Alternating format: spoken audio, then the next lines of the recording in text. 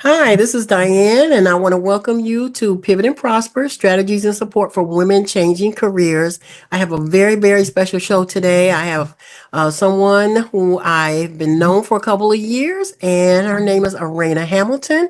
And what we're going to be talking about today is the job fairs. There are job fairs. The how it's set up today is not like it used to be. So we're going to talk about that. I had asked her a question the other day, but I want her to go ahead and introduce herself as we get started. Go ahead, Arena. Can you tell us a little bit about yourself? All right. So, hey everyone. My name is Arena. As we started, I'm working as a business analyst slash data analyst with Verizon Global Services Financial Ops. Right now, I am in the midst of a career pivot, and the pivot is from 20 years of being in business analysis, process improvements into data analysis, which is more number centric and how the numbers affect the people, as opposed to business analytics, where we're all about the processes affecting the people. So I am on the trail for job hunting, uh, uh, tailoring my resume, tooling the whole thing up because I found out you got to be a that person for that job at that time, and also I don't know if I should say moonlighting, but moonlighting as a job hunter in the job fair sphere, the job fair arena, and it indeed has changed over the many years that And I have been. remember when we used to go into the job fairs, they would have all of the employers there. When I would coach at the job fair, you would go in, we would look at the client's resumes to make sure the resumes were tight. And now they have the automated tracking system resumes, which makes things a whole lot different. But we would just go in, we would introduce sometimes our participants to specific clients. But I want you to share about, I asked you a question the other day. What is it like when you walk into the job fair in the 2025 market? What is it like when you go in the door, and how did you feel when you stepped in there in that job fair? Well, for me, I'm in another unique situation. I'm also a military veteran. So far, I've attended two veteran-centric or transitioning military-centric job fairs. And I'm glad I went to them in the order that they happened, because the first one, there was only like maybe 15 companies there, but it was sponsored by a veterans organization. So yeah, it was an eye opener, but I was glad I got that chunk because the second one I went to had 65 companies. Wow. And Yeah. and when you walked in the door, was there anyone to greet you, or are you just kind of on your own? Was there any type of guidance? Like I said, we used to guide the clients through, but now I think you just kind of go in. You don't want to feel like you're, Right. at a cattle Out of call. place. Yeah. But how is it managed today when you walk in? You're on your own? How does that work? Well, yeah, you're kind of on your own. There is a greeting desk. So that's where they'll get all your contact information, like your name, your address, your email address is a big thing. And then there's just tables. There's no one to go, okay, down this hall is going to be X, or down this way is going to be Y. At the smaller job fair, I pretty much had the list. So I'm a part of IVMF, which is Veteran Families Hmm. for Syracuse University. So they sent out the flyer. So on the flyer, it gave you all of the companies. Now, we'll tell you a pro tip. If you have a chance to get the companies ahead of time, do your research on the companies you're interested in and the positions that you feel you'd be a fit for. So that's basically what my homework was, is I got this flyer, I looked at the companies, I said, okay, Boeing was one because I'd worked for Boeing in the military. So I was like, okay, definitely gonna go to Boeing. But then it was a matter of me and my elevator pitch, which depending on the positions, changed slightly in accordance with whatever the positions were. So So what you're saying is that you really have to be prepared to have maybe a different spin on your job hunt when you actually approach uh, the the potential employer. So you correct. really have to not. practice it in a fake way, but understand this is what I'm going for, this is what I Right. need. Now, Yeah. do you still hand out your resume at the job Okay. fairs? Is that Now something that that, that was a unique one. Okay.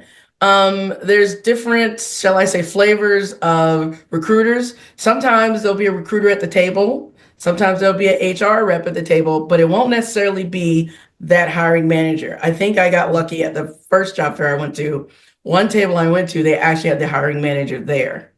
And then I was, encouraged to take more than one resume. So for me, the takeaway from that was is I should have had a business analyst resume and a data analyst resume that I could give copies out to. However, some don't want your resume. I went to a wow. table and the gentleman, I was like, I did my spiel, my elevator pitch, and why I'm so awesome, because I am. And I says, well, here's my resume. And he said, I don't want your resume. He was a recruiter. And I was like, really, you don't? And he says, no. And he was honest. He said, you're gonna give me this paper.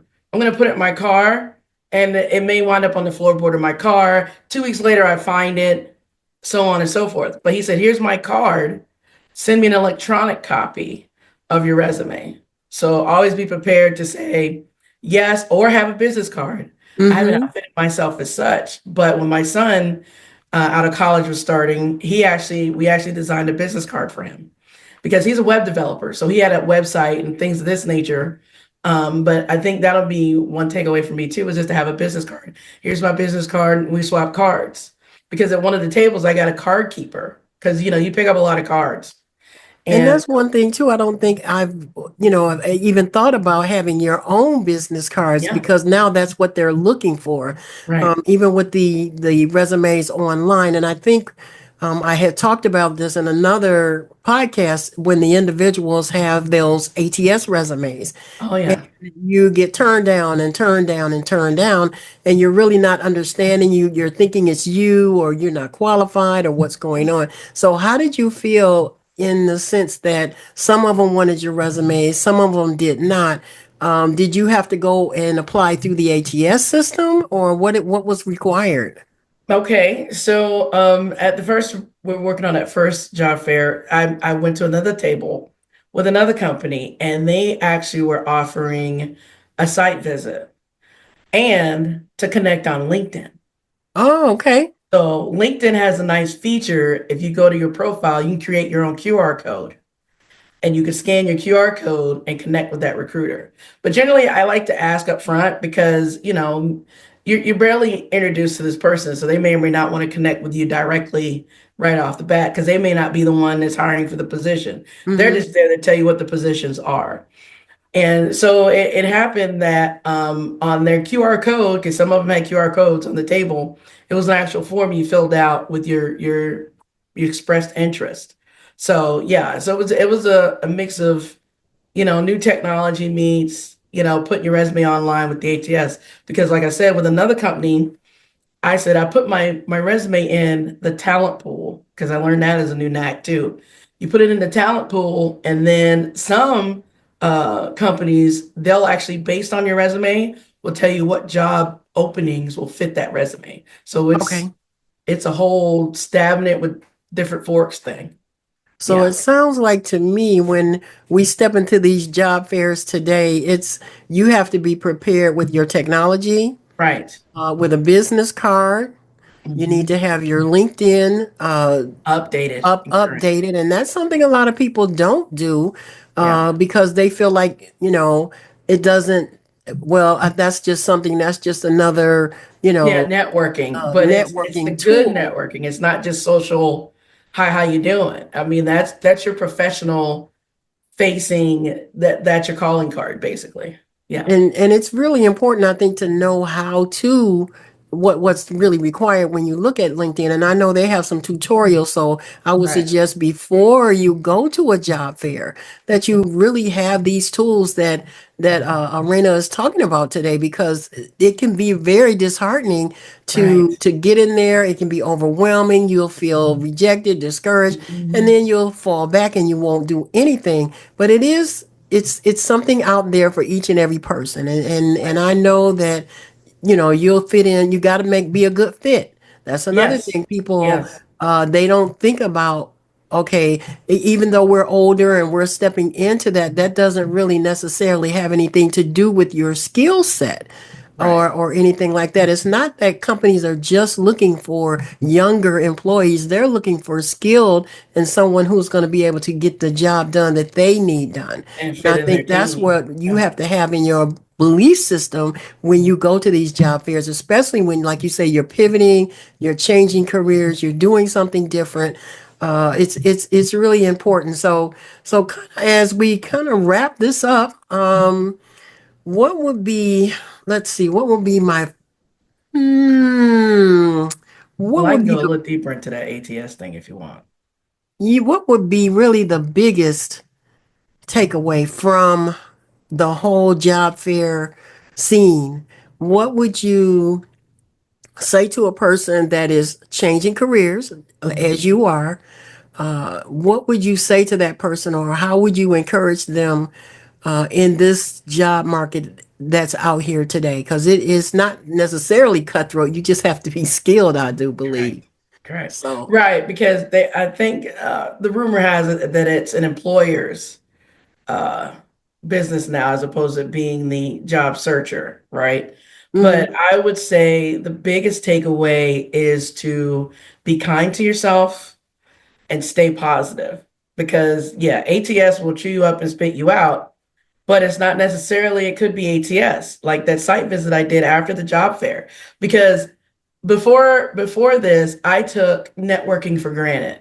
I was mhm. like, well, I'm not gonna go out there and sell myself to these people. But that's basically how they get to see you as your authentic self. So whereas you may not have all the necessary tools, you may have 40% of it. But if your personality and you're a personable person and they can see that in full flesh, that can make all the difference.